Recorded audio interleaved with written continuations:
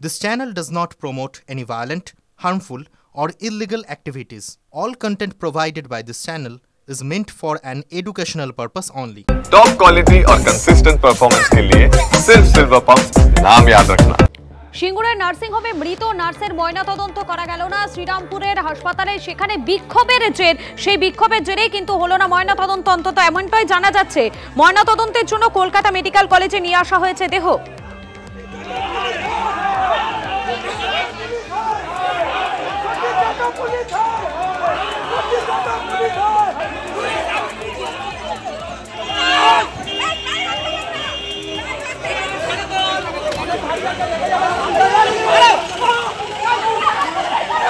আমাদের সঙ্গে রয়েছেন সরাসরি আমাদের প্রতিনিধি দীক্ষা রয়েছেন। দীক্ষা, এই মুহূর্তে তুমি রয়েছো কলকাতা মেডিকেলে, সেখানে আর কিছুক্ষণের মধ্যে এই নার্সের ময়নাতদন্ত, সেই ময়নাতদন্তের প্রক্রিয়া শুরু হওয়ার কথা।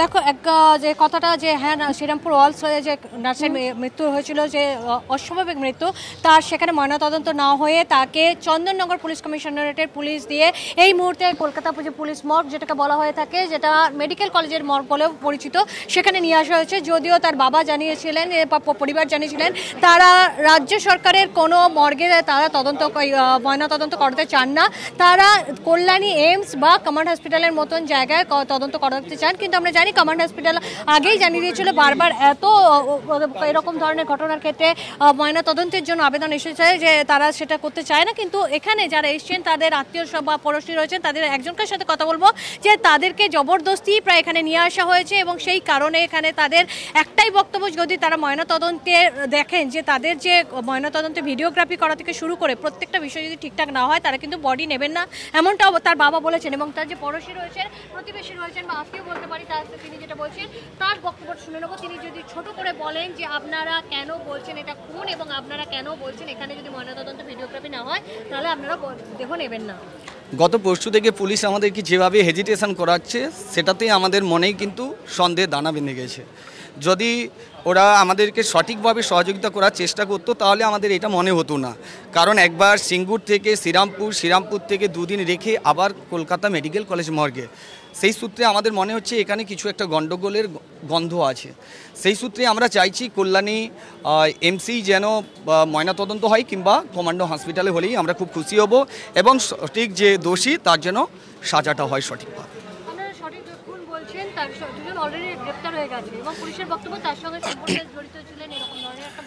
বিষয়টা হচ্ছে পুলিশ প্রশাসন, পশ্চিমবঙ্গের পুলিশ প্রশাসন অনেক কিছুই করতে পারে। সত্যিকে মিথ্যা বলে, মিথ্যাকে সত্যি বলে। আমাদেরকে যা যা বলেছে ওরা গ্রেপ্তার করেছে, কি করেনি সে বিষয় নিয়ে আমাদের জানাও নেই। হ্যাঁ, নামিয়ে দেওয়া হয়েছে। সেটা দেখুন, রাত 11:30টার সময় যখন ফোন করলো, একজন গার্ডিয়ান না আসার আগে কখনো পুলিশ প্রশাসন তার বডিটা ওই হ্যাঙ্গিং অবস্থা থেকে নামাতে পারে না, কারণ গার্ডিয়ানের একটা পারমিশনের প্রয়োজন থাকে। আর আমরা যখন আসি তার আগেই তো বডি অটোমেটিকলি বেরিয়ে চলে গেছে। দেখো, তার পরে প্রতিবেশী বলো বা তার আত্মীয় বলো, তাদের বক্তব্য হচ্ছে যে বডি যখন ঝুলন্ত অবস্থায় দেখতে পাওয়া যায়, অর্থাৎ যখন রুরাল পুলিশ অর্থাৎ হুগলির রুরাল পুলিশ যখন জানতে পারে বিষয়টি যে এরকম একটি নার্সের দেহ পাওয়া গেছে, 24 বছরের দীপালি জানা, যিনি নন্দীগ্রামের বাসিন্দা, কিন্তু সিঙ্গুরের নার্সিং হোমে 3 দিন কাজে জয়েন করার পরেই তার ঝুলন্ত অবস্থায় দেহ পাওয়া গিয়েছে। এবং তার বাবা রীতিমতো আমাদের আজকে সংবাদ মাধ্যমের সামনে যখন দেহ ঢোকে তখন বলেছেন তিনি চেয়েছিলেন যে কমান্ড হসপিটাল বা কল্যাণী এমস অন্তত এই ময়নাতদন্ত হোক, কারণ তিনি রাজ্য সরকারের উপরে ভরসা করতে পারছেন না। কিন্তু সেটা না হওয়ার ভেতরে তার বাবাকে নিয়ে যাওয়া হয়েছে। বলতে গেলে প্রস্তুতি পুরো শেষ। এবং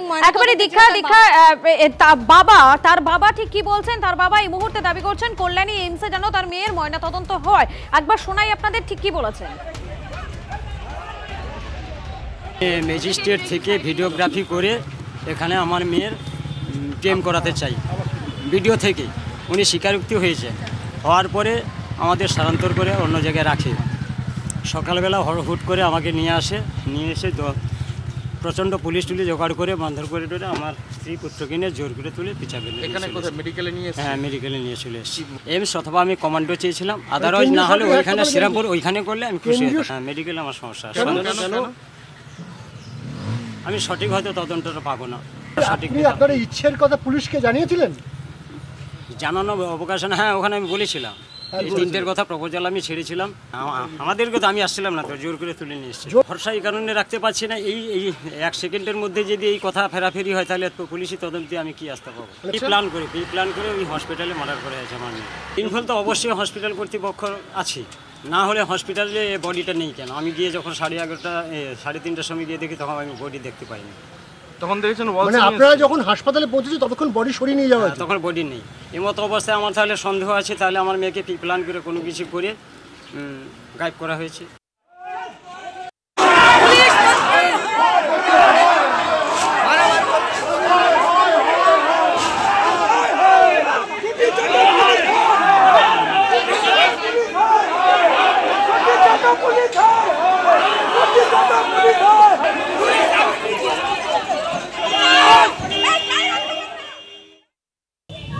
আমরা তো এই ঘটনাটা জানার পরে এটা নিয়ে আমরা অত্যন্ত উদ্বেগ। গোটা দেশ অভয়ের বিচারের দাবিতে যখন এখনো সোচ্চার, সেই মুহূর্তে সিঙ্গুরের এই ঘটনা আমরা অত্যন্ত শিহরিত হয়ে উঠেছি। আমাদের একটি 26 বছরের নার্সিং ছাত্রী মাত্র 3 দিন সেই নার্সিংহোমে যোগ দিয়েছে। কি এমন ঘটনা ঘটলো যে তার মৃতদেহ সেই নার্সিংহোম থেকে উদ্ধার হলো? তারা বারবার একটাই অভিযোগ করছেন, তারা সন্তুষ্ট নন পুলিশের এই ব্যবহারে, এবং পুলিশের বিভিন্ন রকম আচরণে এক এক সময় এক এক রকম স্টেটমেন্ট দিচ্ছে পুলিশ তার পরিবারের কাছে, এবং তার পরিবার তো পোস্টমর্টম চাইছেন, কিন্তু তাদের বক্তব্য হচ্ছে তারা এই রাজ্য পুলিশের ওপর আস্থা রাখতে পারছে না। তার কারণ শুরু থেকে সেই আস্থাটা তারা কি করে রাখবেন? তাদের এক এক সময় এক রকম কথা বলা হয়েছে, এবং তাদের আশঙ্কা যে এটা একটি খুন হয়েছে, এবং সেখানে তারা চাইছেন একটা নিরপেক্ষ তদন্ত, এবং তারা চাইছেন এই পোস্টমর্টমটা যেন কমান্ড হসপিটাল অথবা এমসে গিয়ে হয়।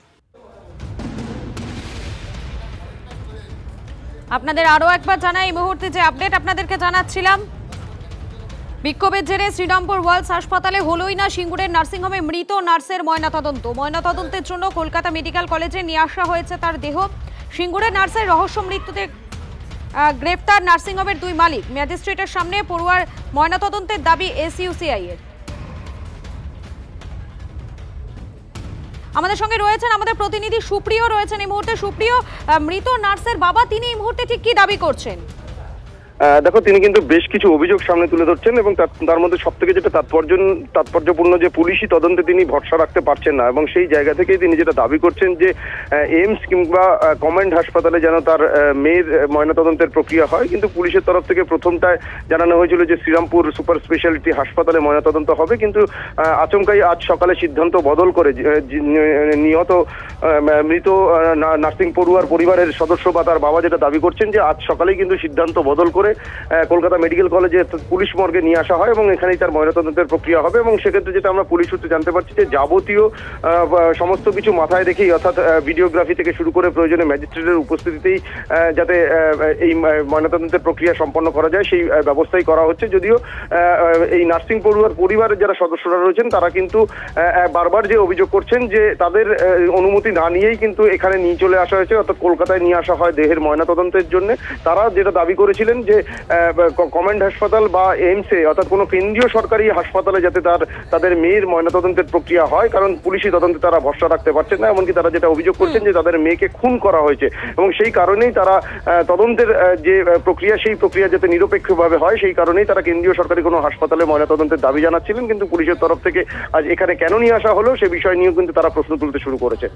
ধন্যবাদ সুপ্রিয়। আরও একবার জানাই আপনাদেরকে, শ্রীরামপুরে সেখানে হলো না মৃত নার্সের ময়নাতদন্ত, এবং তার বাবা তিনি যেমনটা এখনো পর্যন্ত দাবি করছেন, তিনি বলছেন যে তার মেয়ের ময়নাতদন্ত কোনো শ্রীরামপুরে হয়নি, যখন সেক্ষেত্রে রাজ্য সরকারি হাসপাতালে ময়নাতদন্তে নারাজ মৃত নার্সের পরিবার বলেই জানা যাচ্ছে। এবং তার বাবাও কিন্তু একই দাবি রাখছেন, কমান্ড হাসপাতাল কিংবা কল্যাণী এইমসে তার ময়নাতদন্ত হোক তার মেয়ের, অন্তত এমনটাই তার বাবা দাবি জানিয়েছেন।